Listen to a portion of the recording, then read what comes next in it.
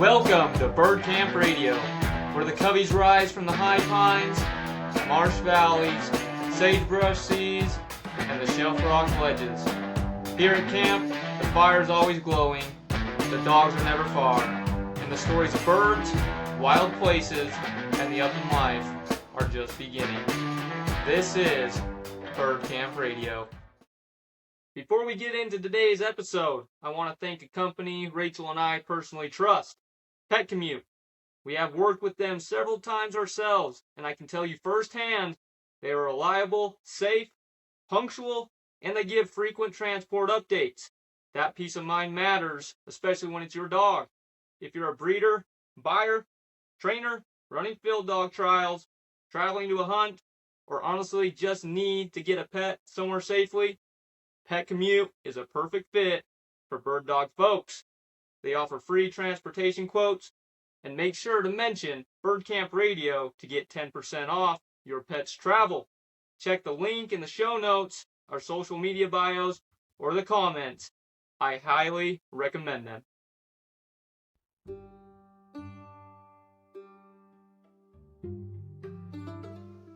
Welcome back, everyone, to the Bird Camp Radio podcast. I'm your host, Kellen Golightly, and we're excited to be here for our 30th episode with Reece Chambers from Georgia. A little bit earlier, he sent in his bio, and I'm going to read that for us real quick before we get started. Reece Chambers is a dedicated upland hunter who owns and runs a string of 10 German Shorthaired Pointers, all bred from a line he has carefully maintained for generations. His commitment to consistency in his dogs reflects a deep understanding of bird work, genetics, and the long-term investment required to build a dependable kennel. Based in Georgia, Reece spends his quail seasons in Kansas, following the birds and embracing the tradition of traveling for wild bird hunting.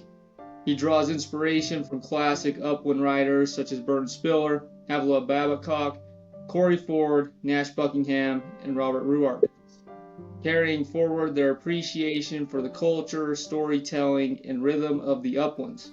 That same appreciation shows up in his hunting style, where he favors an easy handling side-by-side shotgun and values a steady, methodical approach behind good bird dogs. Reece represents a blend of tradition and experience, someone who not only hunts hard, but understands the deeper roots of upland hunting, from the dogs he runs to the stories that continue to shape the sport.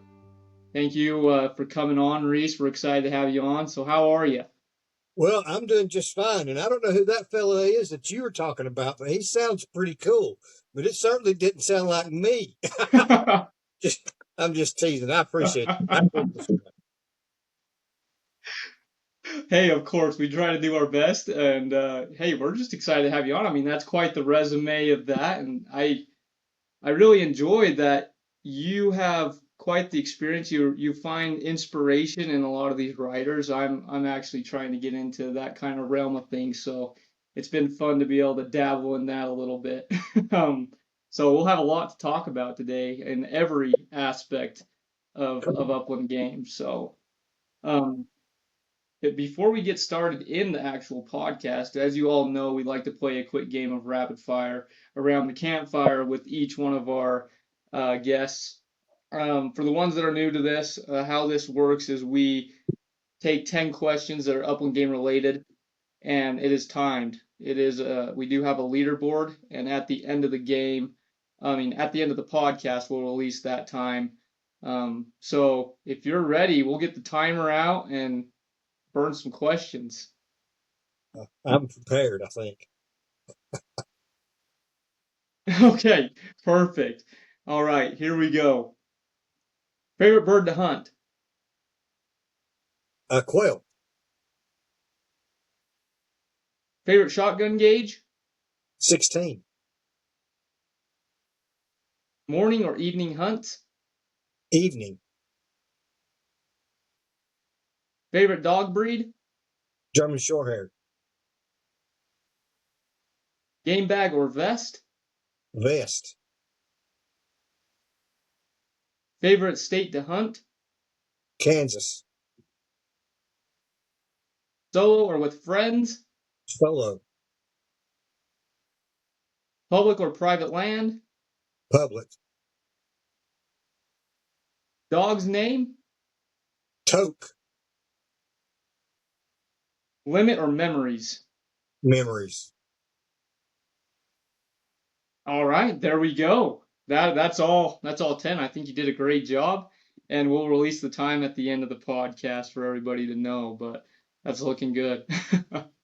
So, kind of just jumping into it, what we'd like to do is really focus on the bios of each one of our guests and get to know you a little bit better, Reece. So, kind of jumping right into it, we'd like to just get started where it all started for you, where it all began with upland game hunting. Well, I mean, I come from a long line of what I'd call dog men. Granddaddy and my uncle, they were fox hunters, and daddy was a rabbit hunter. My brothers had a few bird dogs, so that would be my introduction to bird dogs would have been back, I guess, when I was, 8 or 9 in the 60s. And then, I didn't really get back into them until about 30 years ago. My brothers have a preserve, and I guided for them and ran their string, and just my life changed to where I had time, and I didn't have time before.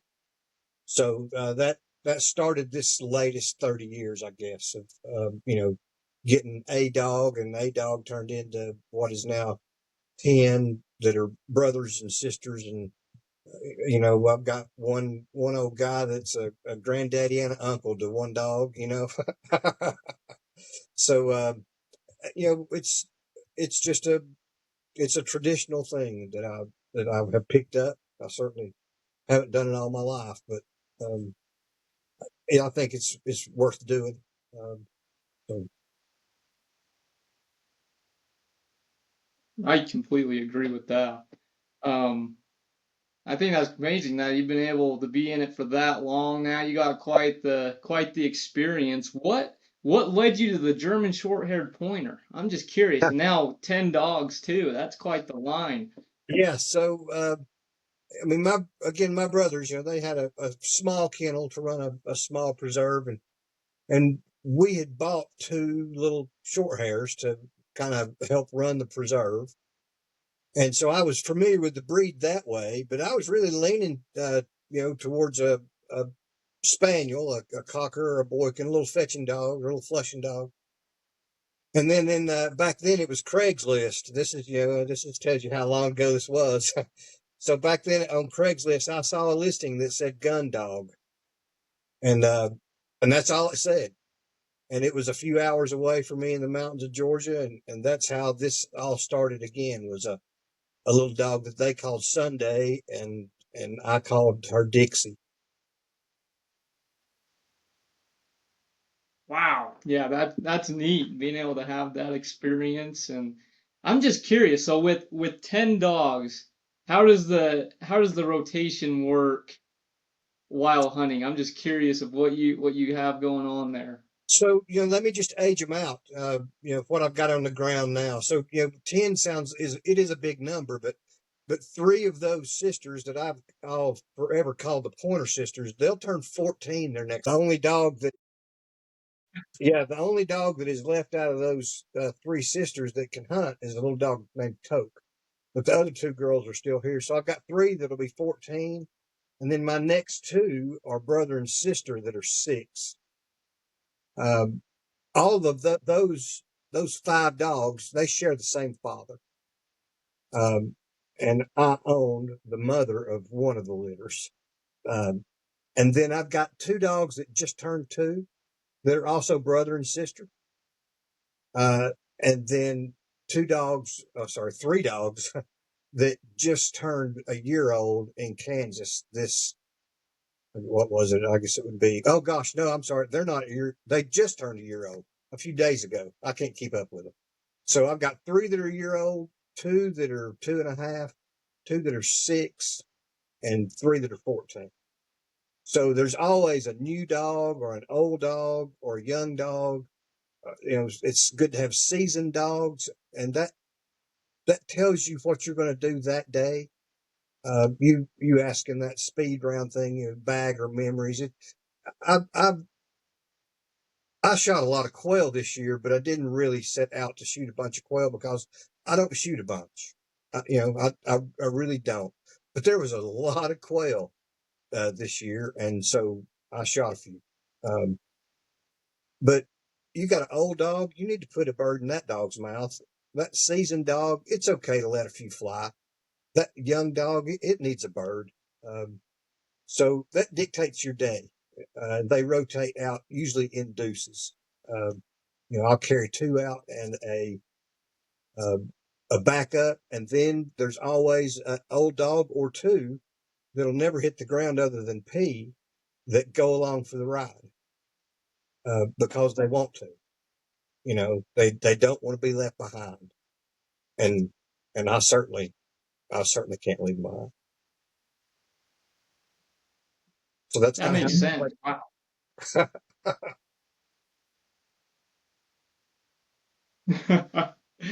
Yeah, that really does make sense there. I mean, you got quite the span. I mean, like you said, you're never gonna run out of the dogs. I mean, you talk about being prepared. So that's a good thing. Well, and so that's well thought out. So I don't run a kennel. I'm not a breeder per se. I breed when I need dog power. I breed for myself, um, and that's how I think one of the ways I've been able to develop this string of dogs that I have is because that's just the way that it goes.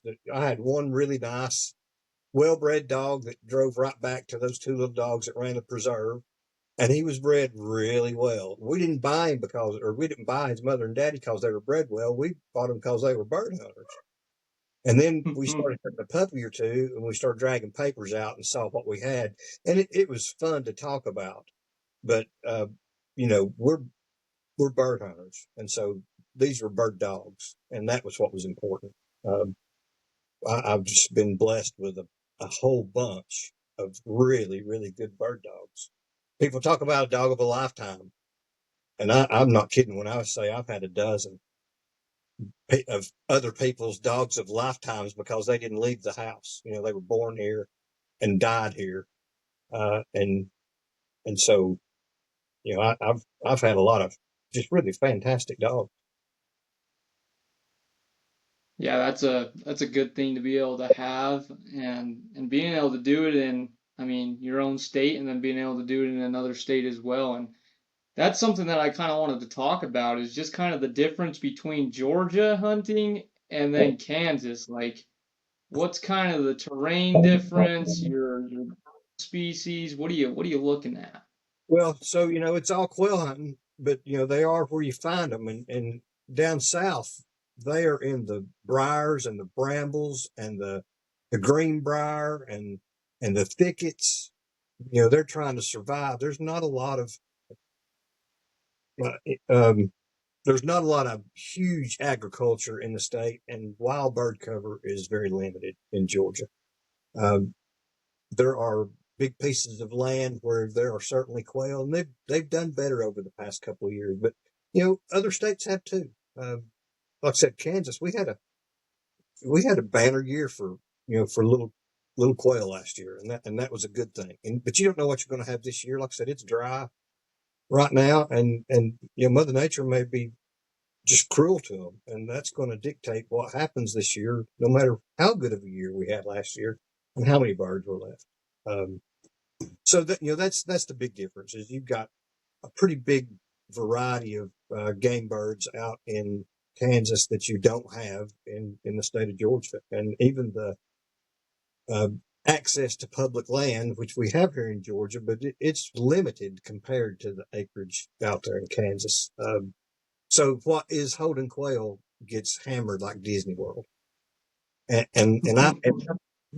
hey, I mean, it's odd that I can say these things, but Kansas does too. I'm a public ground hunter, so um, if the state talks up the upland forecast and things are looking good, you can bet there's some traveling hunters going to be there because there's thousands of acres of core land, state land, weehaw land.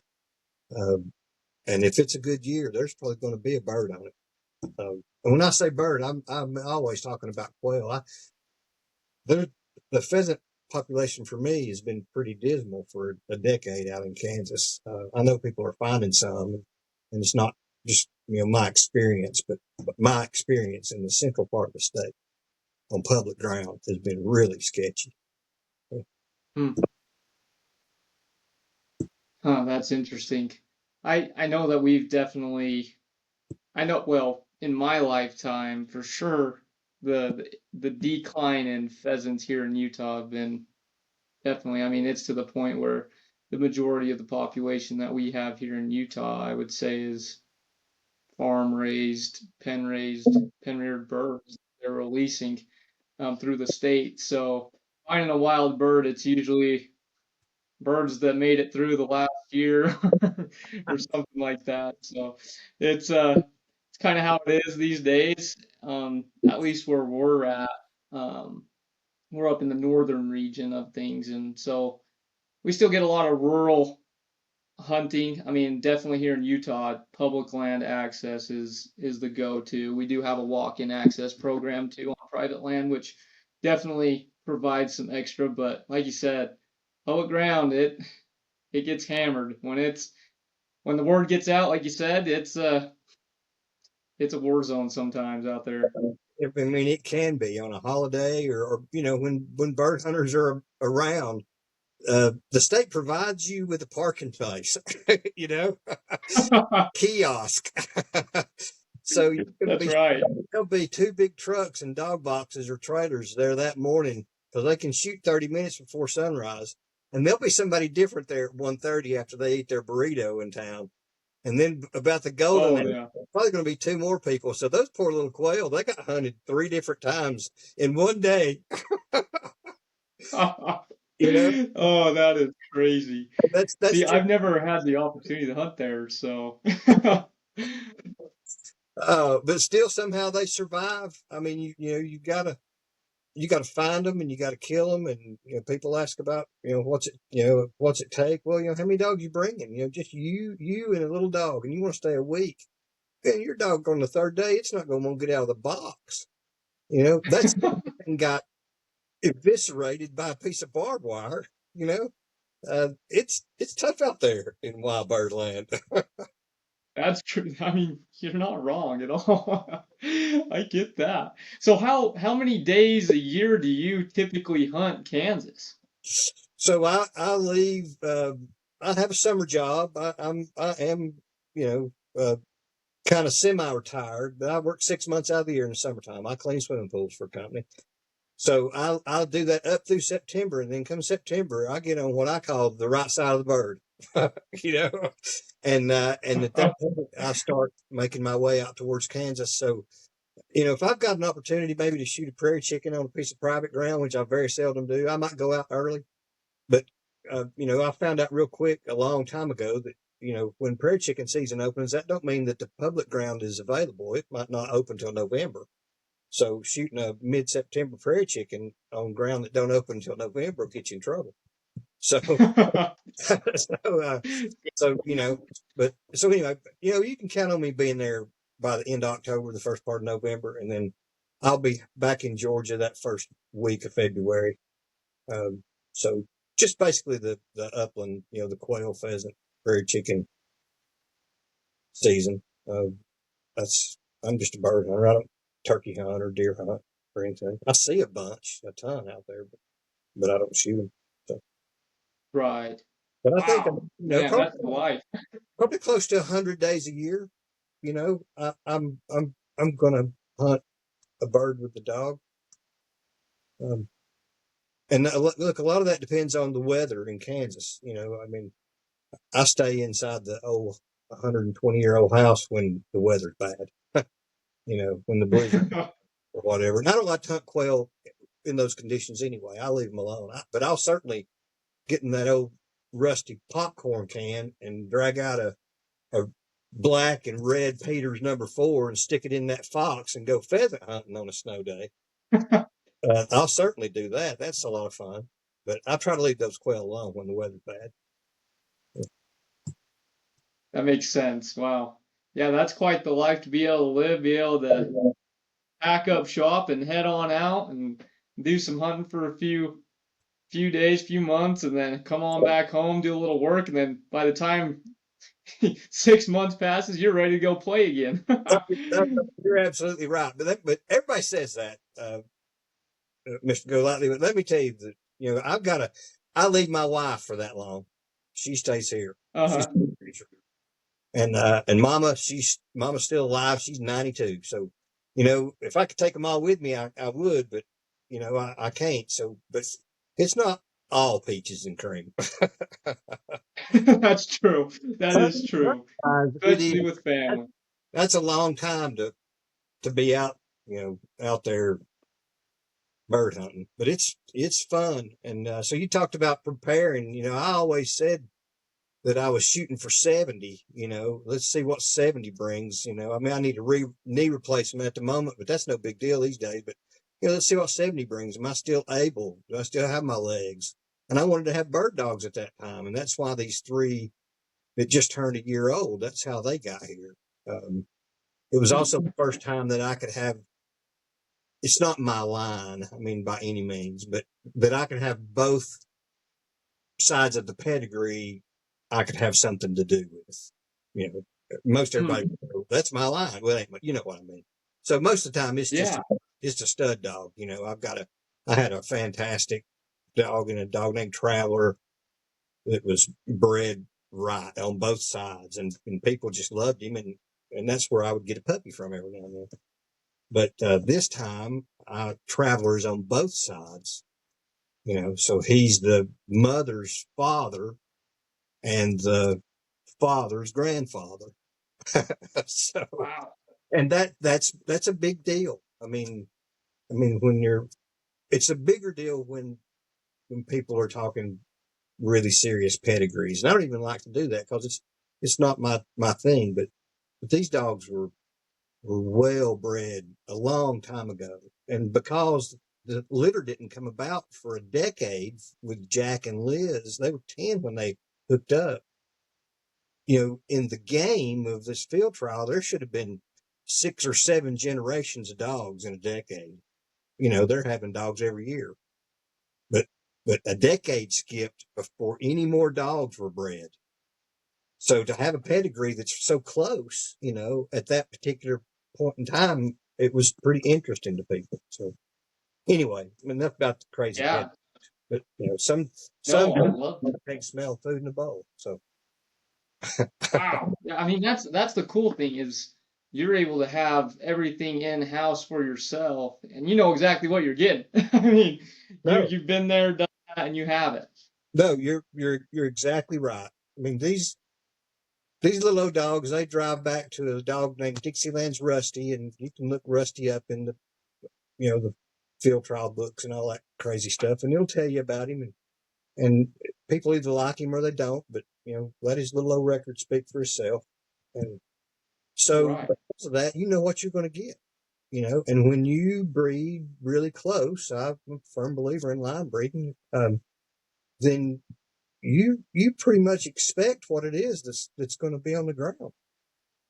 That's why I said, I've been so lucky to have a dozen or more outstanding astronaut dogs. Not dogs on the ground working at NASA. These dogs are in the capsule. They're going to the moon. That's how good they are. And all the other dogs that weren't that good, they were the NASA dogs. I've had a great, great history of bird dogs. So that's why it's so Yeah, much that's fun. something to commend. I mean, right. I mean, able to keep that line going and going. I mean, keep it as consistent as you possibly can. I mean, at the end of the day, you pretty much know what you're about to get or what to expect out of that line, and able to keep it going and have the string that you have, being able to go out there and hunt much as you want. Well, Keep dogs rotating. you're right. That's certainly, but that drives right back to all those nice things that you said at the beginning about tradition. And 100 years ago, there was a guy. His breeches were short up to his knees, and he had a funny pair of boots on, and probably was smoking a pipe. But he had a setter, more likely, and a double barrel across his arm in a hardware store picking up a box of Peter's shells to go out there and kill a woodcock or something. And here we are, 100 years from then, with a pointing dog or a flushing dog, and for some of us, that same old side-by-side shotgun that he has draped his arm, we now own, and it's draped over ours. And we get up in the morning, and we put our old worn, waxed cotton clothes on, and go bird hunt. And if we take 2 off the rise and don't kill any more birds that day, it'd be the most glorious bird hunting day we've ever had. I completely agree with that. I mean, at the end of the day, like you said, taking it back to the tradition of what it all means and how long we've been doing it, and that we have the opportunity and privilege, you and me, to be able to continue that and be able to continue that forward for generations to hopefully come. So, like you said, it's hard to beat. Even a bad day ain't a bad day out in the field, in my opinion. I mean, it's an opportunity at the end of the day to be able to do it and enjoy it. So I love that. And kind of going into what you mentioned in your bio, kind of going with some of those influences in your life. Let's step into some of those classic upland writers that you enjoy and how you got into that and how that's kind of shaped your perspective on the tradition that we enjoy. So I was born in '62, so that kind of puts you in a time frame back when there were great magazines, Field and Stream, and Kurt Gowdy, the American sportsman, on TV. I mean, sports was a huge thing back then. And so you would read those magazines, and inevitably every time you would read one, there would be a story in there, a short story, and the dog would die, and you'd cry, and you'd go, well, why are they always writing about dogs dying? Well, it's because bird dogs die, and that's why. So that got me turned on to the writers, and then the books, and probably more than anything was the tradition. These writers have a long-standing uh, place in history for writing, the things that they did. And so it again, just there at the Kansas house, it's a very small library. It's really just 2 bookshelves. We call it the library, but it's yeah, isn't that funny? But it's full of those titles, and some magazines, some old point and dog magazines, and Life magazines, from the 30s and 40s, because it was just really neat back then. It makes me recall a story in a Field and Stream book, and the book is about the beginning of the first story they ever wrote, and then it goes in chronological order. And one of the first stories they ever wrote was in the 1890s about 2 businessmen that took the train out to the Dakotas or someplace like that, where they were still shocking up corn. And the farmer and his wife met him at the train station in a wagon pulled with a horse or a mule. And they went on a big shooting spree when there wasn't any limits, and killed a bunch of Sharpies. And it was a great story, but it wasn't just a story. It was true. That's what they did. And those are great times. And I just think that we're blessed to be able to share almost anything that resembles that time. Man, I love that. I absolutely love that because I mean, looking at it, especially in today's world, I mean, especially as I mean, of course, we still have our magazines, but definitely in the age that we live in, they're trying to slowly step out of that. And I hope that we can hold on to it as long as we can, because I'm the same way. We go shopping, grocery shopping, and our local grocery store still has the magazine aisle for it. So I'm Yeah. always in there looking at for Fish and Game and all these different. I still buy them. I'm like, I love being able to have the paper, be able to take that magazine, sit down on the couch and read and kind of just be able to enjoy that, be able to, I feel like it brings the whole experience together. I mean, well, it certainly does. The literature will always be here in some form, But it certainly is sad to think that the form that you and I appreciate might dwindle, because those books that we talk about, I mean, they're the first ones. They're old, however old they're supposed to be. That's how old they are. And those magazines are, the ones that were bought off the shelf in the 30s or 40s or whenever it was. There's several that during that time period that featured pointing dogs on the front. And, just like you talk about, you go places and you see one that's for sale and you give them $7.50 and that belongs to you. Yeah. But That's it's like right. the house, and anybody that comes, because that's what the house is dedicated to. I bought it to be a bird hunting house. I bought it for my brother, who was a deer hunter and a bird hunter, but they hunted other things, but I don't. So, you know, that's what that house is dedicated for. There's everywhere you go, everywhere you turn, it looks like a bird hunting house. There's prints and framed things and doodads, and it's 100% all about birds and dogs and shotguns. Wow. I love to hear that, being able to I can just imagine being able to step into a place like that and right off the bat you feel it. I love it. All right, everyone. Quick shout out to our friends at Pet Commute.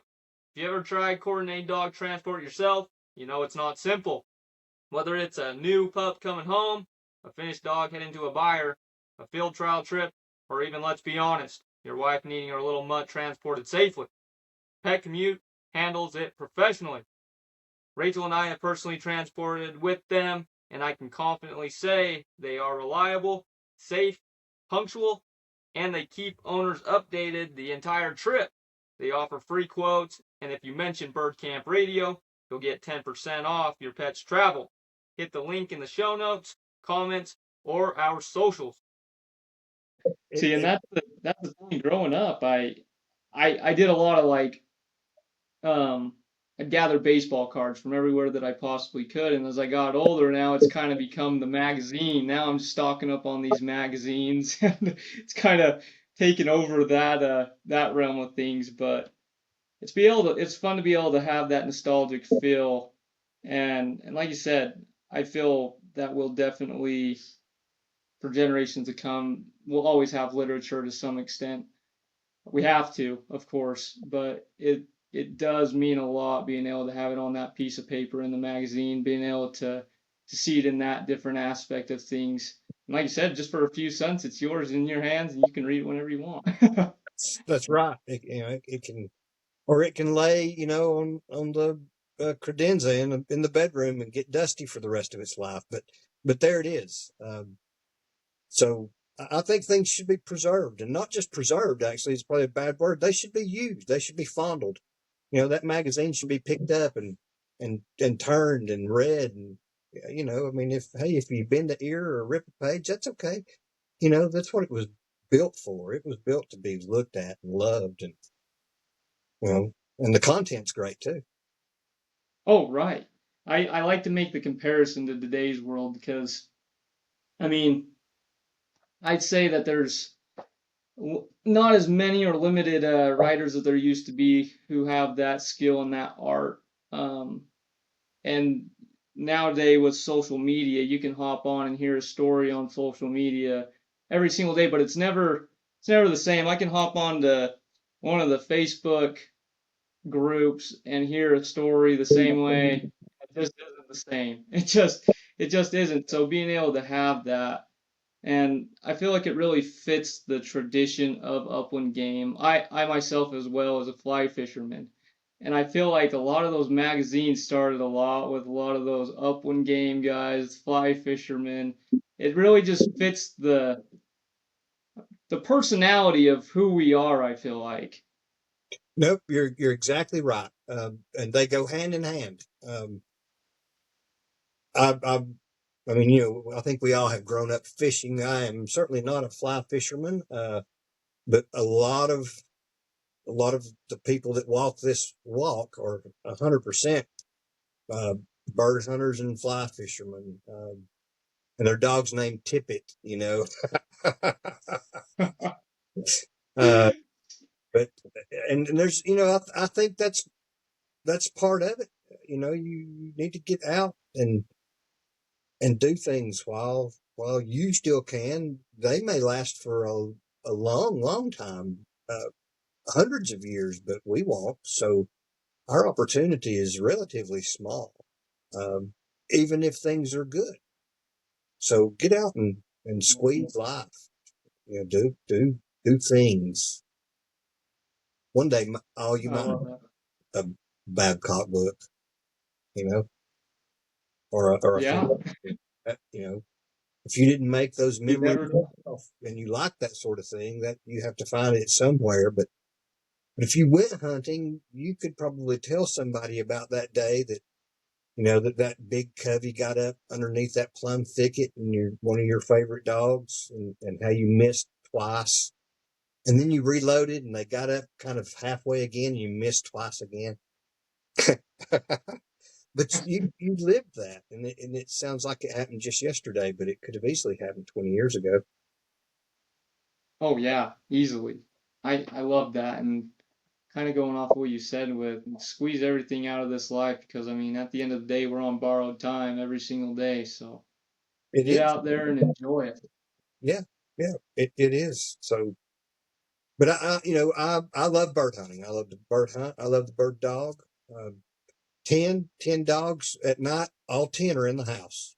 You know, uh, I know that's crazy, but that's just how we are. We've had plenty of years where there were kennel dogs and dogs outside, and that's perfectly fine. But we're at the stage now where our dogs sleep inside, uh, and they like it, Hey, and we like it. It's good. no judging, no judgment here by any means. I love it.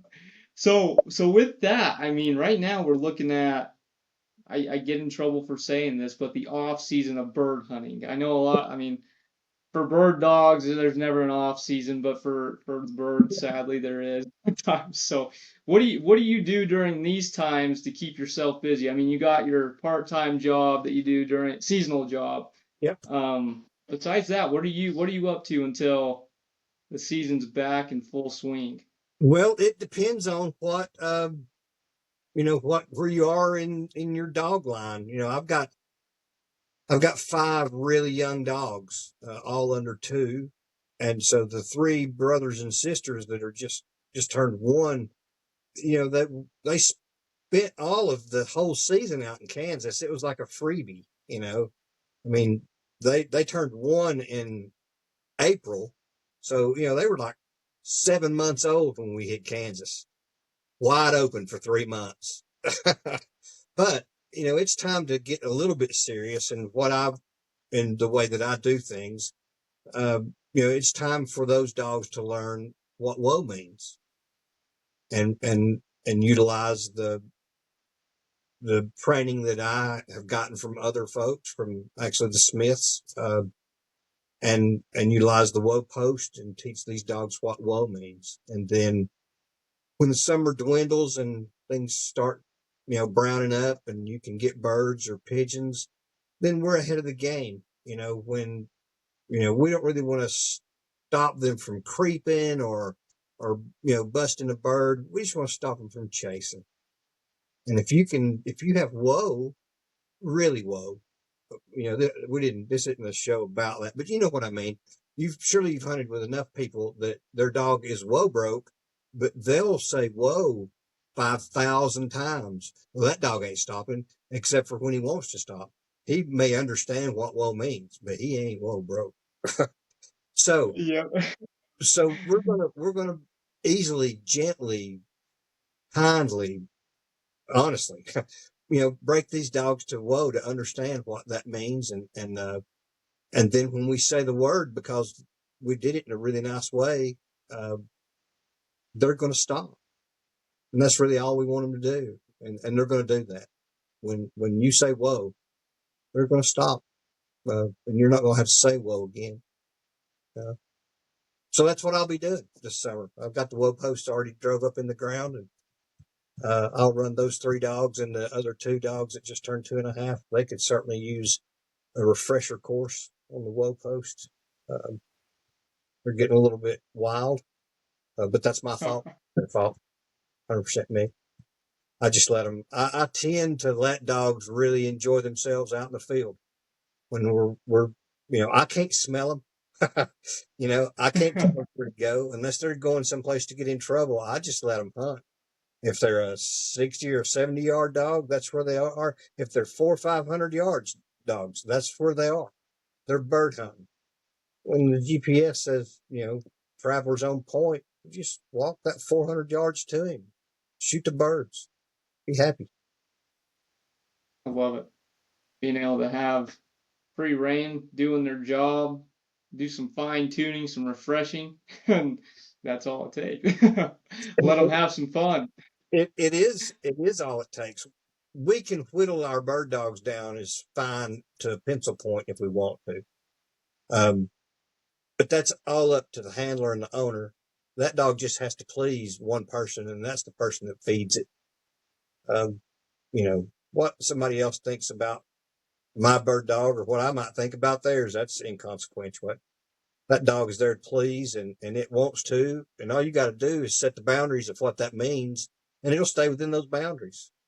It'll do that. Whatever it is you want it to do, whether it be wild or be really strict, that dog will do it. You just tell it what you want, and that's what you'll get.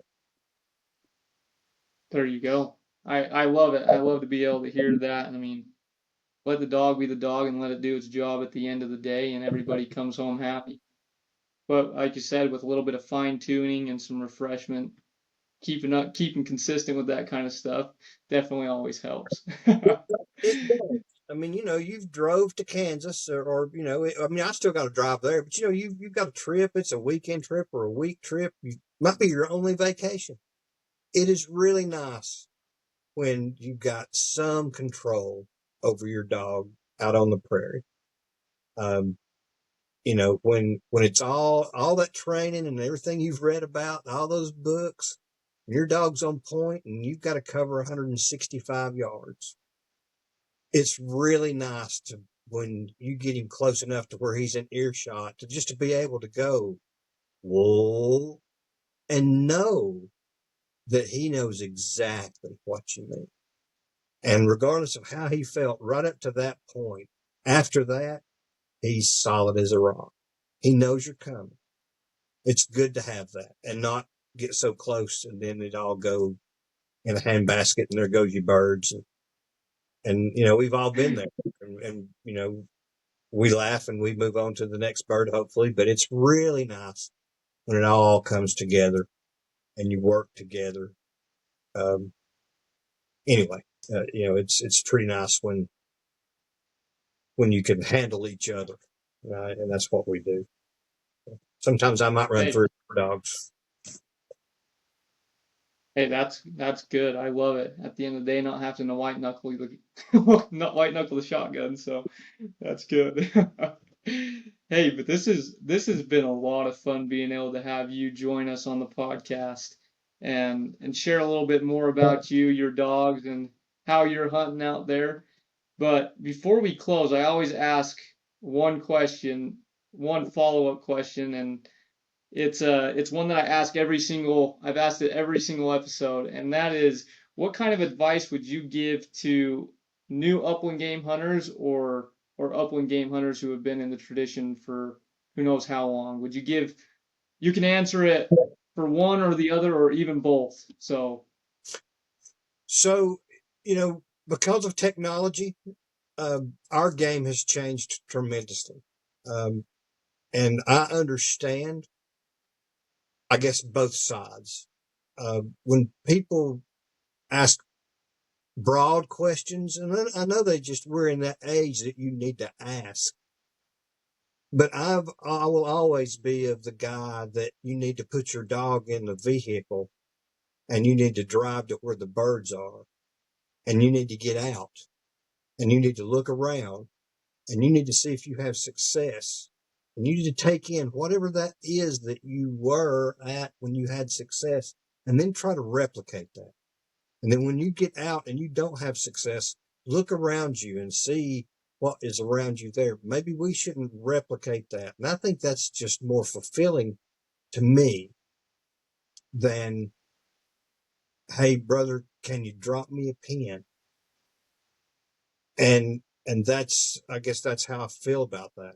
But I don't begrudge the hey brother, can you drop me a pin? Because I can promise you, just about probably 70% of the time, that person that is driving to that location, he is going to have success, or she is going to have success. You know why? Because that's how birds work.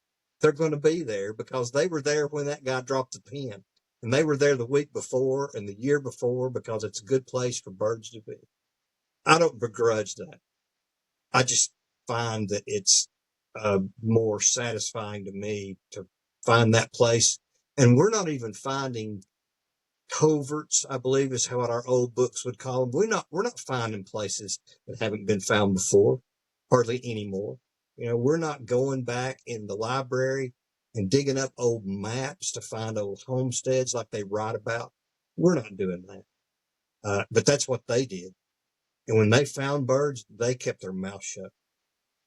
And if you took a friend to your place to hunt, you could bet his mother he would never go back, ever.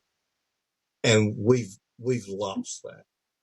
And I think that's a traditional thing that is okay, very much accepted. I accept the change, but that's sadly something that you may only read about now in those books and get the feeling of that in that the fact that there are things that are not accessible. And there was a time where lots of things, not just hunting, but there's, lots of things weren't accessible. They existed, but people just couldn't lay their hand on it. And those things were sweeter those days. And they may have meant a little bit more. And when that guy was sitting there in the evening with the lamp on, may have even been a kerosene lamp, and he's smoking his pipe and he's thinking about that dog and that secret place that only they go, or he thinks that only they go. He hadn't seen another footstep or a cigarette butt, but he's always looking for them, and that's special. We just don't have, or I don't have access to a lot of those types of things anymore. I find the same birds in the same places that I've been finding for, almost 2 decades, because that's where they are. And it's a good place for them. And there's years when there's not as many. That just means that they won't be every place you go. They'll just be in the best places. Instead of being in the places that look good, they are in the places that look the best. And you have to be able to discern that. Everything looks good in Kansas, every step. You think there should be a covey of quail everywhere you look, and there just isn't. And that's what makes it difficult. You get out there and you want to walk and walk and walk and walk because it all looks good. And that's a hard way to hunt. You're much better off not thinking of it as a big area like it is, and think of it as a little bitty farm that just has a couple of patches. And that's what you want to hunt. I just want to hunt a couple of patches, down the river bank a little bit, and then maybe up this piece of grass back to the truck. I don't care that there's 1,000 acres I can see. I just want to hunt that little piece. And I'm going to drive somewhere 2 or 3 miles down the road and hunt another little piece like that. And that's how I like to quail hunt. And I like to find birds like that. I like it. That is great advice, because, like you said, at the end of the day, and I found that to be true for myself, is it's a lot more satisfying, like you said, and rewarding when you're the one out there putting in the work. I mean, putting the work in yourself, in your dogs, and then at the end of the day, the area, the backcountry that you're hunting in as well. And I mean, it all comes full circle, being able to have that rewarding sense of feeling that we get to feel and share. Like you said, it's definitely a different time, and I agree. I wish we could have more of what we used to have, because personally, I haven't grown up in that very much, just from hearsay from grandparents, parents, talking about how it used to be. And it's definitely changed in that aspect. I feel like we've lost a little bit of integrity, loyalty in that sense. And like you said, it's almost a part of the tradition there that's kind of been lost a little bit, which I wish we could find that again. Well, you can find it, and you can find it the same place I found it, and that's the other end of a dog's nose, out there on the prairie, or hunting you a rough grouse, or wherever it is that you go, you can find it. You can take that step that gets you away from, literally, it seems like everything. It makes you feel like you're the only one, and those are really, to me, because one of the questions was group or solo or friends. I love my friends, but I would much rather hunt by myself, and that way my dogs don't have to worry about making a mistake, and nobody's being judgmental, and it's all happy.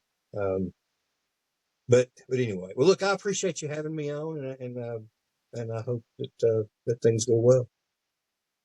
Well, thank you for coming on and being able to share more of your story and what you're doing out there to keep the tradition alive, and being able to share your advice with it as well. I appreciate your time and willingness to come on and share all these things with us. So thank you. Yeah, well, you're very welcome. And if you if you find your way down my way in the middle of Kansas, you're welcome to look me up. You can see the information there, on the interweb, as I call it. But come visit me sometime. We'll eat biscuit and gravy and quail. I won't complain about that. And No. same thing goes for you. You ever make your way this way? By all means, you know me, you know my number, you got my contacts, you know where to find me. All right. Well, look, you have a great day, and carry on. Thank you. Thank you again, everyone, for listening to the Bird Camp Radio podcast. I hope you enjoyed episode 30 with Reece Chambers. But before you go, we need to release his time for the rapid fire around the campfire game. Reece, your time was 55.62 seconds, which puts you in 23rd place in the ranking. So thank you again for joining us, everyone. If you want to find us, you can find us on Apple Podcasts, Spotify, iHeartRadio. And also now, don't forget, you can watch us live on YouTube to be able to see us now. So that's always exciting and fun. Thank you again. We'll see you next time. You've been listening to Bird Camp Radio, where the high pines, marsh valleys, sagebrush seas, and shelf rock ledges always call us back. Until next time, keep your dogs close, your shot true, and your campfire stories ready to share. We'll see you back at camp. Don't miss out on the next episode, where we'll host our next guest on the podcast. You don't want to miss this one. Thank you.